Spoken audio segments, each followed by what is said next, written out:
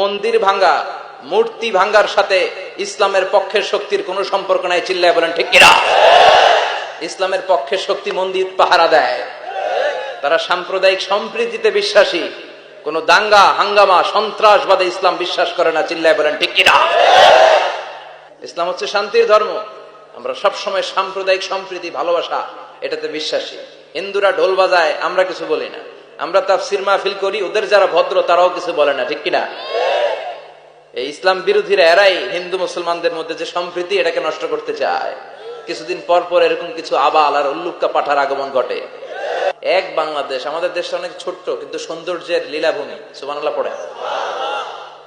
এমন কিছু নাই যে দেয় নাই। কি পাহাড়, কি সাগর, কি নদী, কি সবুজ। সমস্যা হয়েছে দুর্নীতি। সমস্যাটা কি? আমি 5.5 বছর ধরে মালয়েশিয়াতে থাকি। আল্লাহ মালয়েশিয়ার যা দিছে এর চেয়ে অনেক ঢের গুণ বেশি আমাদেরকে দিয়েছে। আমাদের দেশের পর্যটন মোটেল, পর্যটন কর্পোরেশন আর ট্যুরিজম যে মিনিস্ট্রি আছে, এটা যদি সুন্দর প্ল্যান করে এই দেশটাকে কাজে লাগাতে পারতো, আমরা ট্যুরিস্টদেরকে জায়গা দিয়ে কুলাতে পারতাম না। আমাদের দেশের ছেলেপেলেরা যেগুলো লেখাপড়া করে না, এগুলো কামলা দিতে যায় বিদেশ।